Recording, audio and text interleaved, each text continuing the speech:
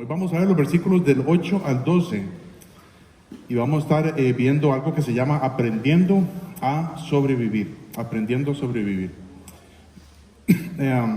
La semana pasada aprendimos que Dios trabaja en medio de las consolaciones, ¿verdad? O sea, vimos que Dios es el Dios de toda consolación, por supuesto, pero Dios trabaja en medio de todo eso, a pesar de que no sintamos esa palmadita ahí en la espalda o lo que sea, ese abrazo de parte de Dios directamente, pero Dios trabaja en medio de todo eso.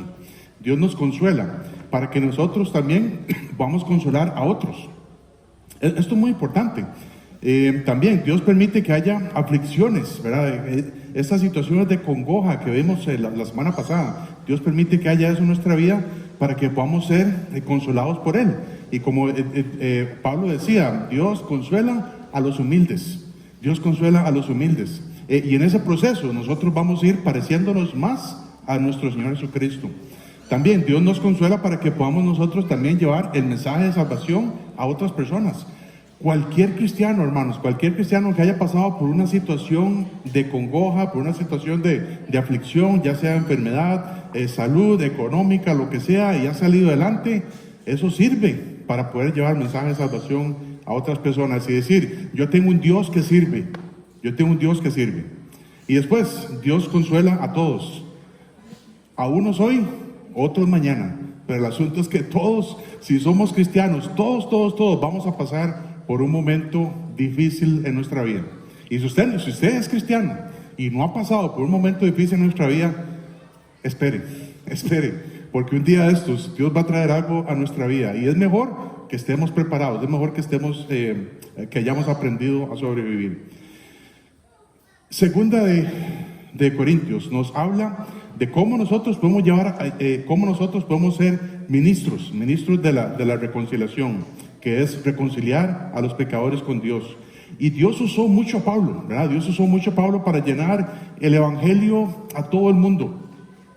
Pero en esta tarea Pablo sufrió mucho, Pablo sufrió demasiado. Él tuvo muchas tribulaciones, muchas angustias, y como él dice anteriormente, de todas me libró el Señor. Dice así, 2 Corintios 1, del 8 al 12, dice, porque hermanos, y yo quiero que prestemos atención por favor a estos versículos, porque si usted pone una palabra por allá y otra palabra por acá, ya se perdió. Estos son palabras muy difíciles de comprender a una sola lectura. Yo les quiero pedir que por favor pongamos atención. 2 Corintios 1:8, porque hermanos, no queremos que ignoréis acerca de nuestra tribulación que nos sobrevino en Asia, porque fuimos abrumados sobremanera, más allá de nuestras fuerzas, de tal modo que aún perdimos la esperanza de conservar la vida.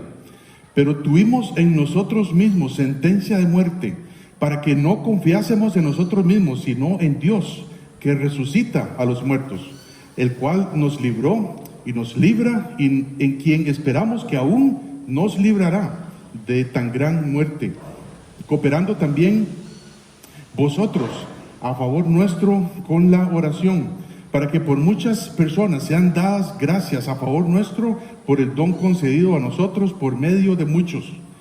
Porque nuestra gloria es esta, el testimonio de nuestra conciencia, que con sencillez y sinceridad de Dios, no con sabiduría humana, sino con la gracia de Dios, nos hemos conducido en este mundo y mucho más con vosotros.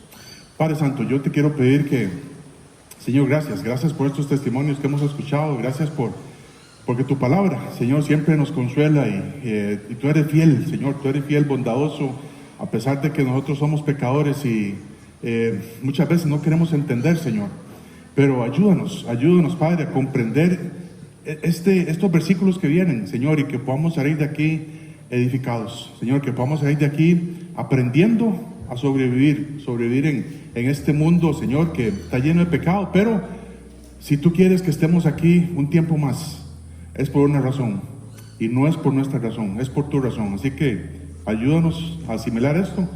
Y también oro, Señor, por si hay alguna persona que está aquí y no sabe, si muriera hoy, no sabe dónde iría su alma. Padre, que tú también permitas que hoy sea el día de su salvación y que hoy esa persona pueda confiar en ti, en lo que tú hiciste por ella o él en la cruz. Muchas gracias, Señor, en Cristo Jesús. Amén. Muy bien. Segunda de Corintios, ¿verdad? Pablo escribió esta carta de Segunda de Corintios desde Éfeso.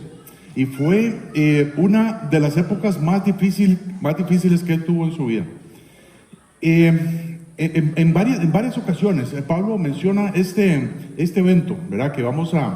Este evento se vio en Hechos capítulo 19. No vamos a ir allá obviamente por cuestiones de tiempo, pero fue con ese alboroto, ¿verdad? Y la Biblia lo dice así. Vamos a ir buscando Hechos capítulo 20, ese sí lo vamos a leer un poquito. Hechos capítulo 20, al versículo 21. Pablo relata, ¿verdad? En varias de sus cartas, él relata este evento, ¿verdad? Y él lo llama, el alboroto. Pero no esas semillitas, ¿verdad? Que uno come. No, eso no. Ese alboroto, ¿verdad? Realmente alboroto. Él relata esto, ¿verdad? Comenzando desde Demetrio, el platero, ¿verdad? Que había allá. Y después, ¿verdad? Después de que el Señor los libró, ¿verdad? De aquí, de Éfeso, el destino de Pablo era Troas. Dice así en versículo 1, Hechos 21. Después que cesó el alboroto, llamó Pablo a los discípulos y habiéndolos exhortado y abrazado, se despidió y salió para ir a Macedonia. Y después de correr aquellas regiones y de exhortarles con abundancia de palabras, llegó a Grecia. Después de haber estado allí 3 meses y siéndole puestas acechanzas por los judíos para cuando se embarcase para Siria, tomó la decisión de volver para Macedonia. Y le acompañaron hasta Asia, Sópater de Berea, Aristarco y Segundo de Tesalónica, Gallo de Derbe y Timoteo, y de Asia, Tíquico y Trófimo. Estos, habiéndose adelantado, nos esperaron en Troas. Y nosotros, pasados los días de los panes sin levadura, navegamos de Filipos, y en 5 días nos reunimos con ellos en Troas, donde nos quedamos 7 días. Pablo llegó a Troas, ¿verdad? Después de que él sale de Éfeso, él llega a Troas, y él dice, él no lo dice aquí, pero él estaba esperando a Tito. Él estaba esperando a Tito que se reuniera con ellos en Troas, pero Tito nunca llegó. Tito tenía que venir de Corinto. Dice así, más adelante, en 2 Corintios capítulo 2, 2 Corintios 2, el versículo 13. 2 Corintios 2:13 dice, cuando llegué a Troas para predicar el evangelio de Cristo, aunque se me abrió puerta en el Señor, no tuve reposo en mi espíritu, y por no haber hallado a mi hermano Tito, así, despidiéndome de ellos, partí para Macedonia. La idea de Pablo era que Pablo quería recibir noticias. De cómo le fue a Tito en su viaje a Corinto. Fue hasta después, ¿verdad? Que Pablo ya ahí en 2 Corintios capítulo 7, es que él recibe las noticias, y él lo cuenta así. Y es así, 2 Corintios 7, versículo 3. Dice, no lo digo para condenaros, pues ya he dicho antes que estáis en nuestro corazón, para morir y para vivir juntamente. Mucha franqueza tengo de vosotros, mucho me glorío con respecto de vosotros. Estoy lleno de consolación, sobreabundo de gozo en todas nuestras tribulaciones. Porque de cierto, cuando venimos a Macedonia, ningún reposo tuvo nuestro cuerpo, ¿verdad? Por no estar Tito ahí, ni de todo lo que Pablo le había pasado, sino que en todo fuimos atribulados. Dice, en todo fuimos atribulados. Y dice, de fuera, conflictos, y de dentro, temores. Los hermanos en Corinto no sabían ni idea de cómo era que a Pablo le iba con estos viajes misioneros. Dios permitió muchas aflicciones en la vida de nuestro apóstol, y él siempre confió para que Dios lo librara de todo, incluyendo, ¿verdad? No solamente vemos esto que Pablo estaba pasando, que Dios lo libró del alboroto en Éfeso, llega a Troas, se dice que no tuvo reposo en su cuerpo, que tenía conflictos y temores y todo esto, Y unos en Corinto, algunos en Corinto, no todos, estaban dudando del carácter de Pablo y de su conducta. Él tuvo que lidiar de algunos hermanos en Corinto que estaban diciendo que Pablo quería recoger esa ofrenda para él mismo. Y ellos no tenían ni la menor idea de lo que Pablo estaba pasando. Pablo, por supuesto, siempre tenía su mirada en el cielo, siempre tenía su mirada en Cristo, en las cosas de arriba, y a pesar de que tenía serios problemas, de que lo querían matar por predicar el evangelio, y tenía serios problemas con estos hermanos que no eran todos, pero había unos que le estaban haciendo la vida ahí de cuadritos, ¿verdad? Y luego más adelante él dice, todo lo que he pasado y esto por el sufrimiento, por el peso de todas las iglesias que él había plantado. Pero aún así Pablo tenía un peso por estos hermanos en Corinto, y los amaba. Pero él estaba luchando con todo esto, ¿verdad? Y un montón de cosas más que ni siquiera podríamos tener el tiempo de mencionar.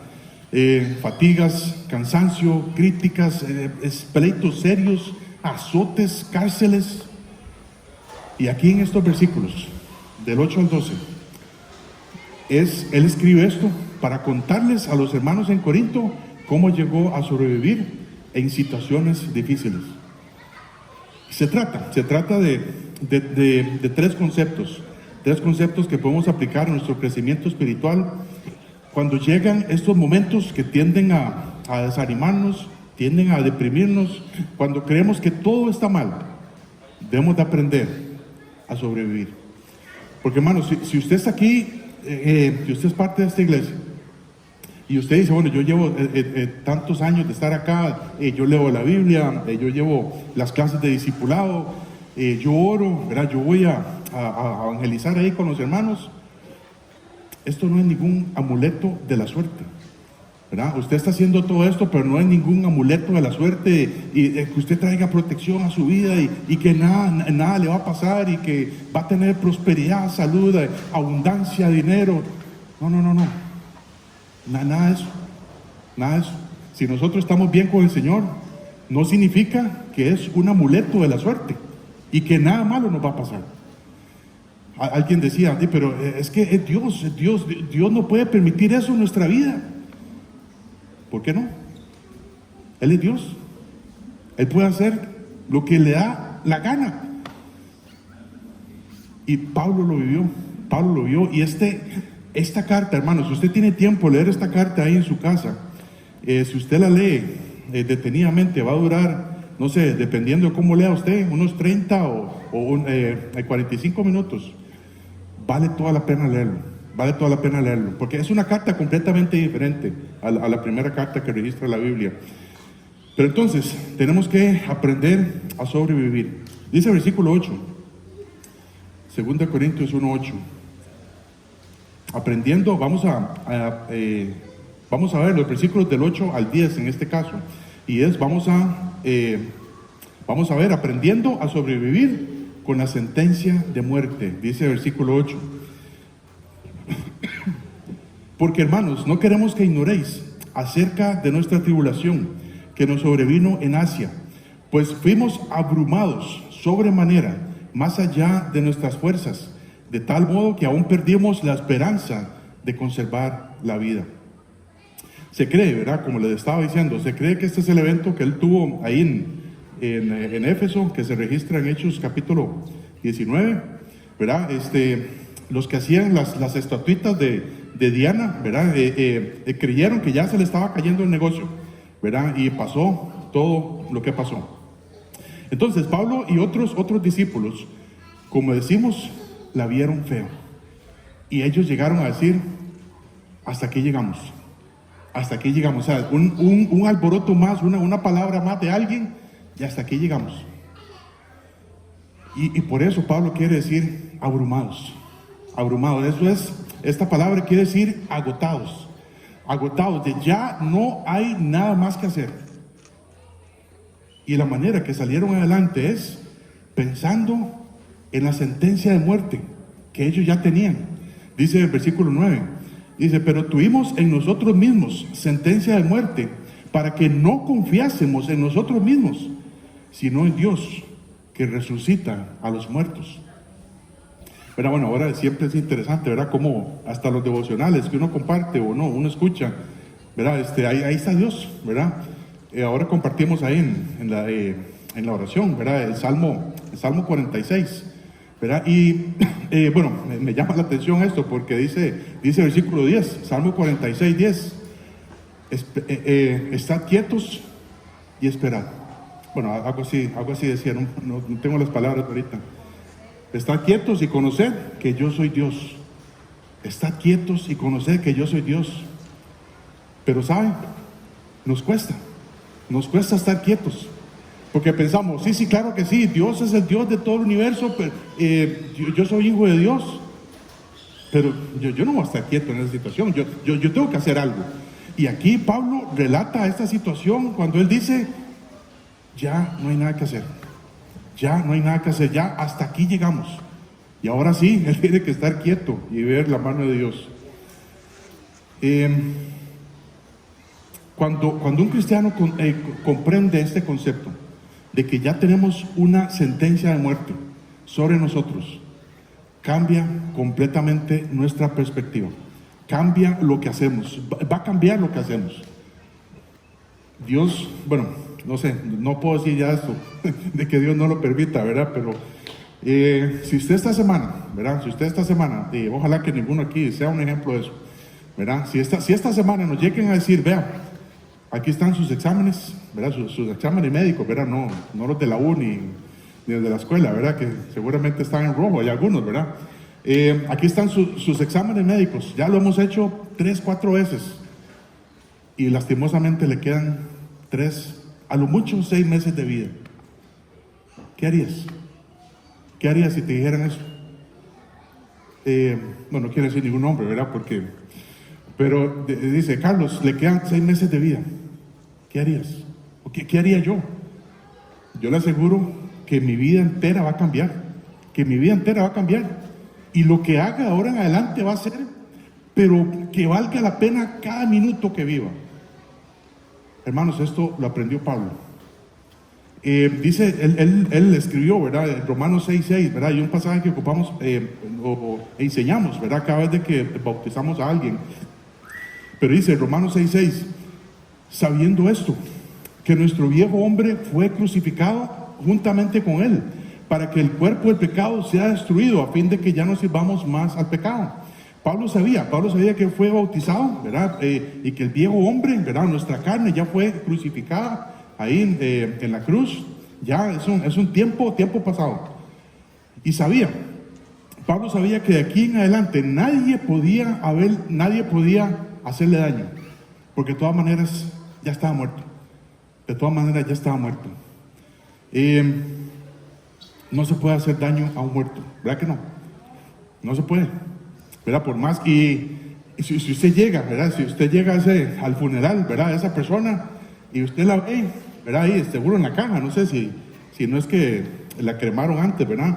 Pero si usted llega a esa persona y usted le dice, ay, mira, pero qué arrugada quedó, o qué arrugado quedé, ¿verdad? O que por qué le pusieron ese traje. ¿Qué le importa? Al muerto, ¿qué le importa? Si ya está muerto, ni siquiera te va a escuchar. Bueno, si usted llega a esa persona que se murió y le debía plata, pues lo siento. Por más que ya lo insultó, ya no le puede pagar.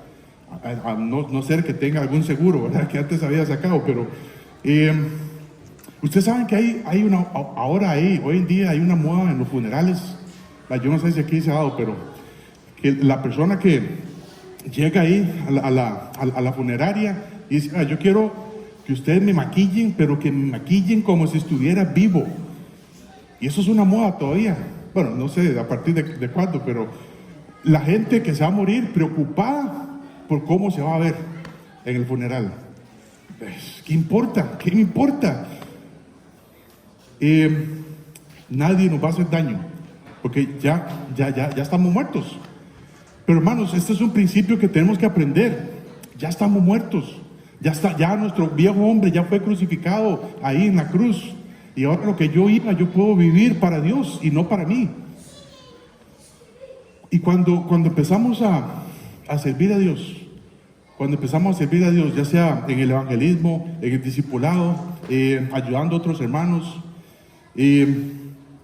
lo peor que nos puede pasar, ¿qué es? Cuando empezamos en la hora de evangelizar, en la hora de discipular, bueno, sea en el evangelismo, por ejemplo, lo peor que nos pueda pasar es que nos maten por predicar el evangelio. Pero Pablo decía, eso es lo mejor, eso más bien es lo mejor que me puede pasar, porque ya voy a estar con mi Señor allá arriba, y nadie nos puede hacer daño. Hemos recibido una salvación completa en nuestro Dios.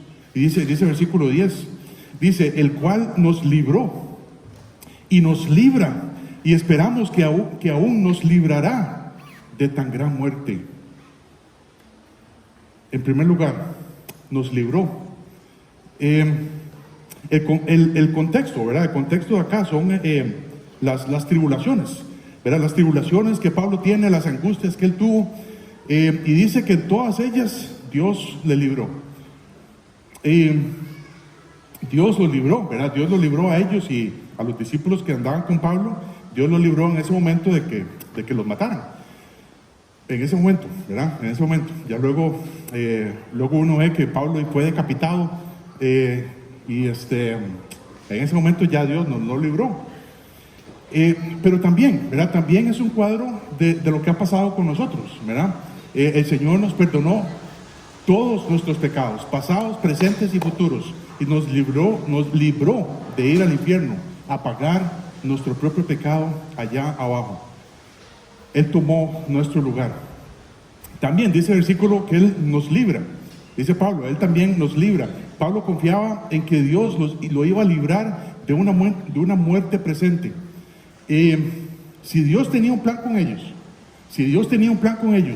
Él iba a seguirles dando su protección hasta que Él dijera. Esto también pasó con Jesús, ¿verdad? Yo le puedo pedir que vayamos yo sé que es unos versículos un poco largos, ¿verdad? Pero que vayamos a Juan, perdón. Bueno, les voy a leer un pasaje en Juan, pero quiero que vayan a Lucas capítulo 4, ¿verdad? Fue una lectura del domingo pasado. Lucas capítulo 4, comenzando el versículo 16. Pero esto fue lo mismo que pasó con Jesús. Él dice, Juan 10, 17 al 18. Juan 10, 17 al 18, ¿verdad? Antes de ir a Lucas. Dice, por eso me ama el Padre, porque yo pongo mi vida para volverla a tomar. Nadie me la quita, sino que yo de mí mismo la pongo, tengo poder para ponerla y tengo poder para volverla a tomar. Este mandamiento recibí de mi Padre.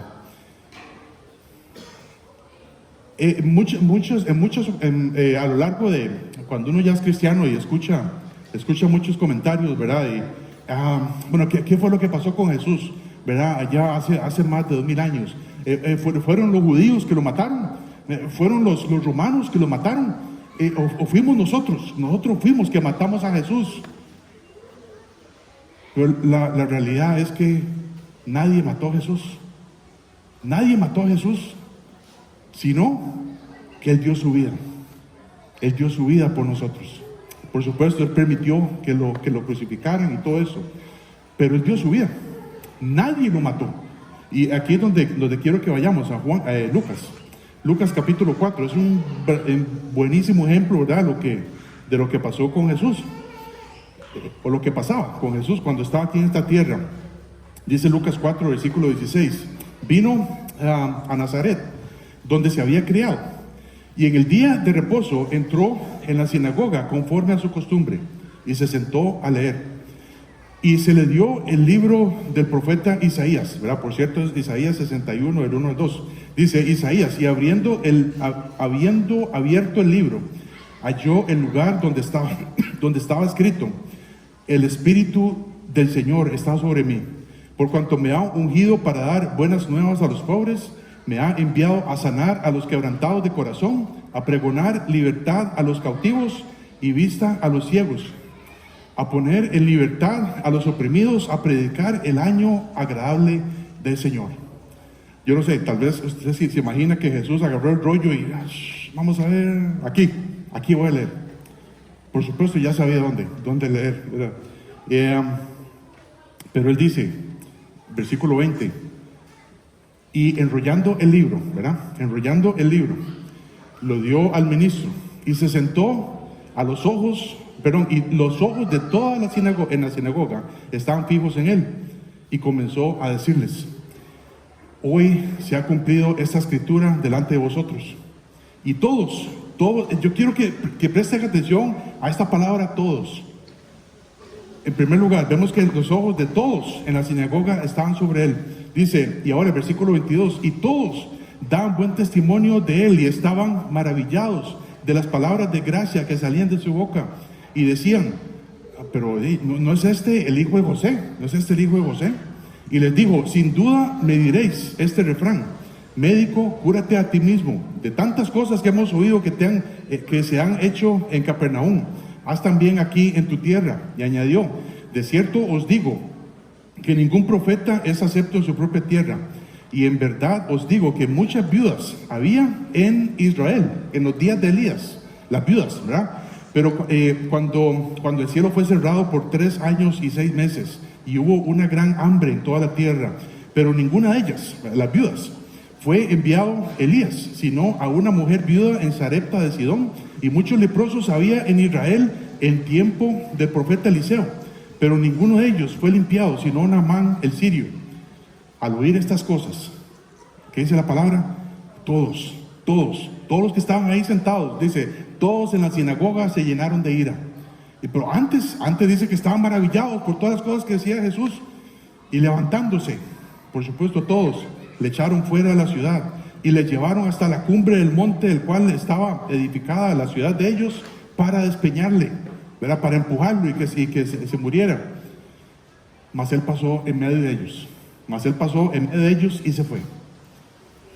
Muchas veces nos pensamos, sí, es que fue que Jesús se fue ahí. No. Jesús pasó en medio de ellos y se fue, porque todavía no era la hora de él, ¿verdad? Él tiene poder para poner la vida, y él tiene poder para tomar su vida. Entonces, nadie pudo matar a Jesús. Él dio su vida por nosotros. Dios tiene, hermanos, nuestros días contados. Por supuesto, nadie sabe aquí el día ni la hora en que vayamos a pasar de este mundo al otro.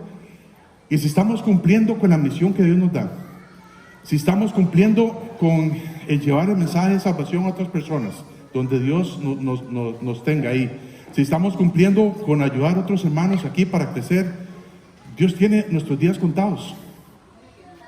Y Él nos dejó para esto, para llevar a cabo su obra. Y nos va a cuidar hasta el día en que Él diga. No importa lo que usted haga, bueno, eso no le da derecho, por supuesto. Hay que cuidar el cuerpo, ¿verdad? Hay que hacer ejercicio, comer más sano, todo eso, ¿verdad? Etcétera, etcétera. Pero también en el tiempo presente, ¿verdad? Pablo dice, Dios me libró antes. Dios me libró, me dio la salvación, ya no tengo que ir al infierno, ahora Dios me libra, ¿verdad? Pero también me libra de las tentaciones, me libra del mal, me libra del mal camino. Yo soy el que me meto ahí. No somos nosotros que nos metemos ahí, pero Dios nos libra, Él promete librarnos. Ahora dice, y nos librará. Pablo dice, el Señor me va a librar también de tan gran muerte. Pablo no estaba preocupado acerca de su muerte física. Si tengo que morir apedreado, no importa. Si tengo que morir azotado, no importa. Si tengo que morir apaleado. Él sabía que un día iba a morir, ¿verdad? Él sabía que un día iba a morir. Pero él estaba pensando en el futuro. Dios me va a librar de tan gran muerte. Siempre vivió con la esperanza de que un día estos iba a ver cara a cara a su Señor. Iba a ver cara a cara a Jesús por toda la eternidad, cuando su trabajo aquí en la tierra ya estuviera terminado. Un pasaje, bueno, no vamos a ir allá, pero también es una de las historias favoritas, ¿verdad? De los niños. bueno, mía también, cuando Daniel es echado al foso de los leones, ¿verdad? Vemos como Daniel casi que era el segundo ahí en el reinado de Darío, ¿verdad? Y habían 120 sátrapas con ese, ¿verdad? Habían 120 sátrapas que eran gobernadores, pero dice la Biblia que David estaba encima de ellos, ¿verdad? Pero que ellos no pudieron encontrar, ¿verdad?, ocasión de hacer caer a Daniel, ¿verdad? Porque obviamente tenían celos de que un judío estaba ahí reinando sobre ellos también. Pero entonces dice que ellos traman un plan, ¿verdad? Dice, no vamos a encontrar a Daniel haciendo nada malo, pero vamos a hacer algo para hacerlo caer con relación a su Dios, ¿verdad?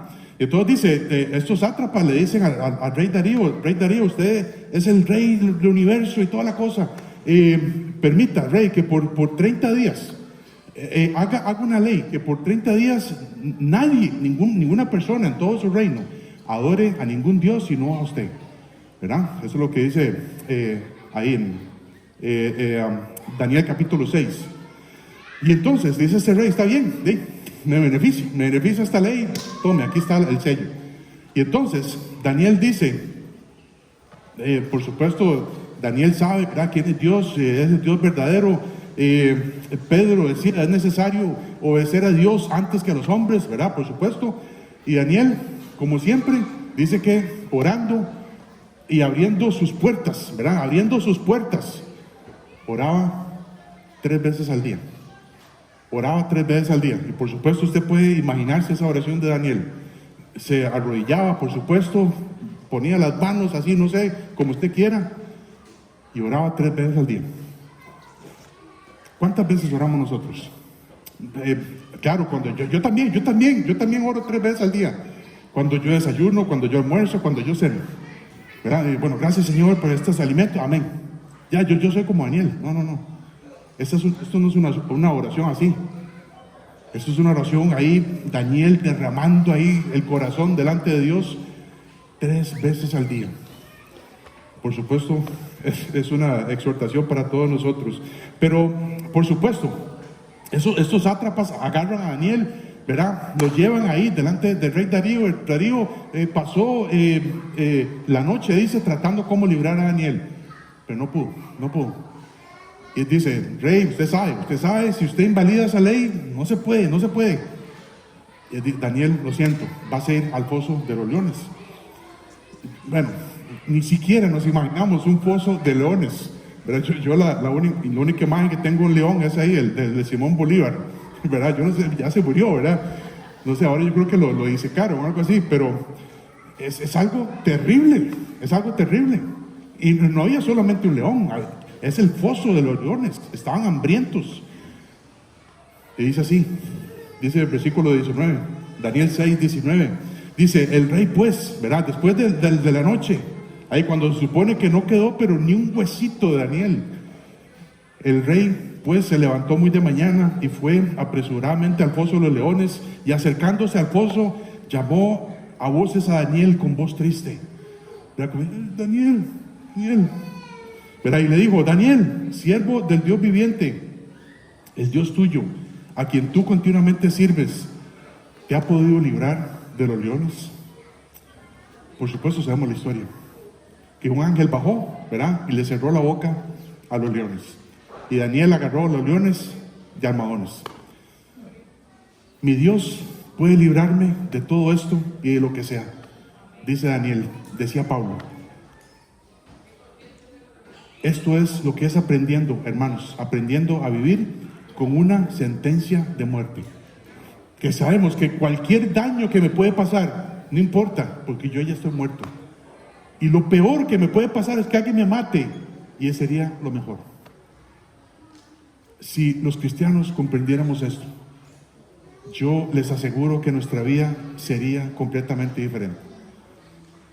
Pero muchas veces queremos solucionar todo por nuestra cuenta, y ahí es donde estamos mal. El segundo punto, versículo 11, aprendiendo a vivir fortalecidos en la oración. Dice, versículo 11, yo les aseguro que estos puntos no son tan largos como el primero. Dice, versículo 11, cooperando también vosotros a favor nuestro con la oración, para que por muchas personas sean dadas a favor nuestro por el don concedido a nosotros por medio de muchos. Otra vez, ¿verdad? Porque yo sé que estas son palabras, hay como un jueguito ahí. Cooperando también vosotros a favor nuestro con la oración, para que por muchas personas sean dadas gracias a favor nuestro por el don concedido a nosotros por medio de muchos. Pablo reconoce, ¿verdad? Pablo reconoce que Dios no permitió que nada le pasara, ¿verdad? Durante esos viajes que él relata acá. Fue por su gracia y por supuesto por la voluntad de Dios. Pero también él reconoce que muchos hermanos, la iglesia de Corinto, estuvieron orando por él. Y esto nos habla de que tenemos que ayudarnos y fortalecernos en la oración, orando unos por otros. Hay poder en oración. Amén. Hay poder en la oración. Y si es una oración que está de acuerdo con la voluntad de Dios, lo único que tenemos que hacer es esperar. Esperar para ver la mano de Dios actuando ahí en medio de nosotros. Pablo reconoce, ¿verdad?, que Dios lo libró, y muchas gracias a las oraciones de muchas personas, ¿verdad? Pero el tiempo de Pablo todavía no se había acabado, ¿verdad? Había mucho más por hacer. Pero cuando oramos, ¿verdad? Cuando oramos, no es simplemente para decirle a Dios, ve a Dios, yo quiero esto, dame una esposa, no. Es simplemente traer, cuando oramos, bíblicamente es traer la voluntad del cielo a la voluntad de la tierra. Y eso incluye las vidas de nosotros también. Muchas veces, ¿verdad? Muchas veces Pablo oraba. O Pablo decía, yo necesito que oren por mí. Por favor, hermanos, les ruego que oren por mí. Él decía, bueno, para que Dios me dé de nuevo para predicar el evangelio, para que la palabra de Dios corra y sea glorificada. Él decía también a los hermanos en Romanos, de Roma, en Romanos 15, versículo 30, dice, pero os ruego, hermanos, por nuestro Señor Jesucristo, por el amor del Espíritu, que me ayudéis orando por mí a Dios. Ayúdenme a orar, dice Pablo.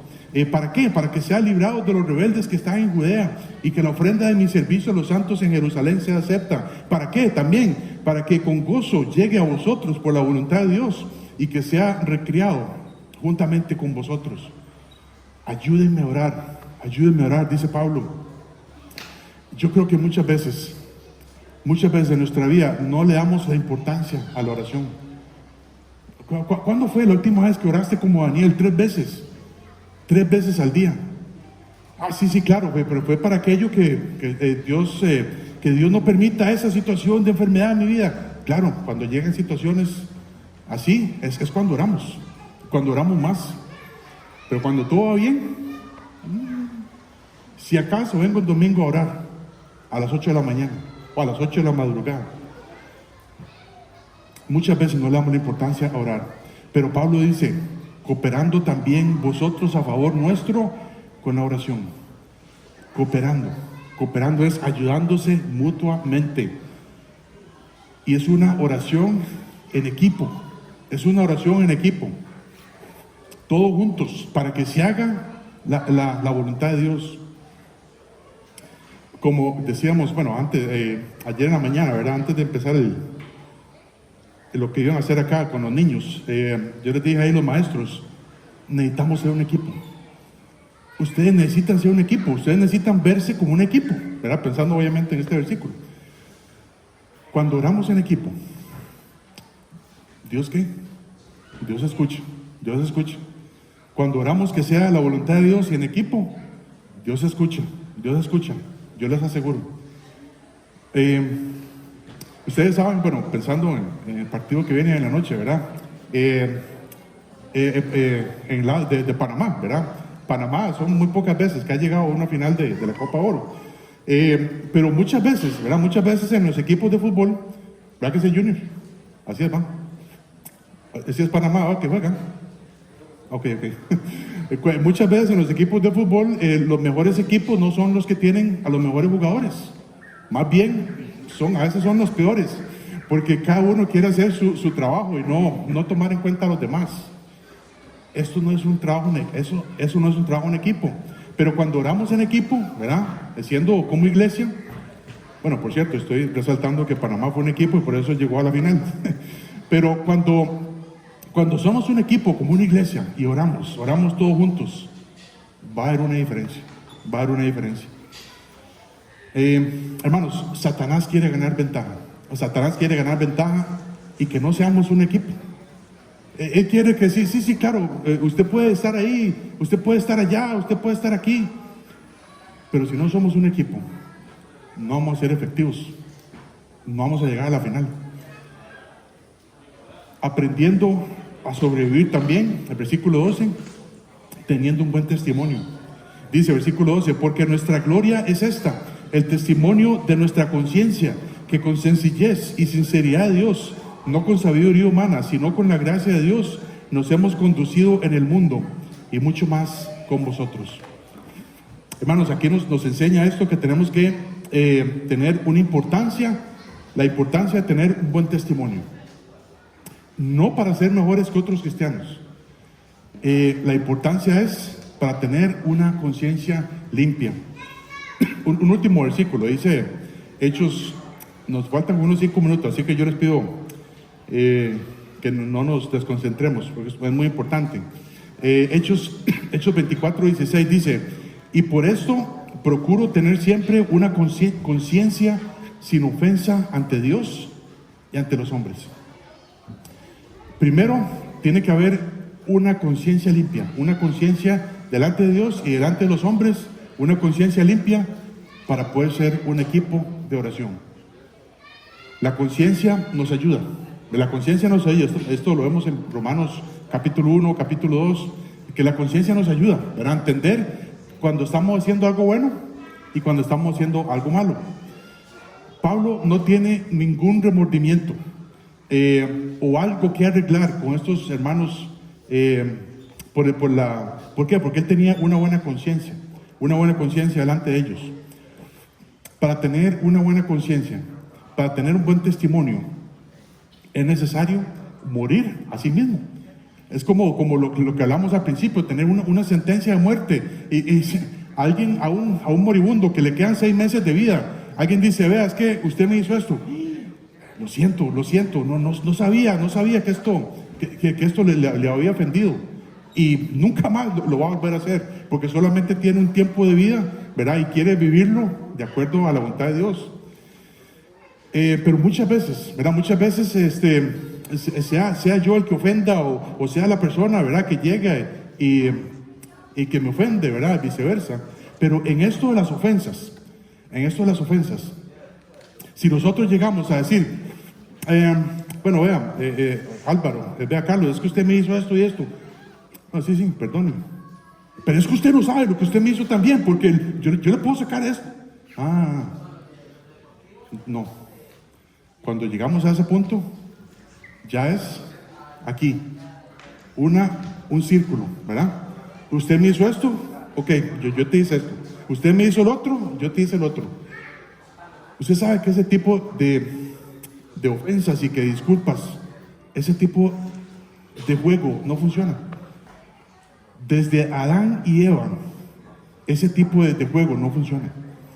Dios llama a Adán, ¿verdad? Dice, Adán, ¿dónde estás, Adán? Y estaba escondido, pero por supuesto sabía que había pecado. Y cuando Dios sabe lo que hace, por supuesto ya Dios sabía.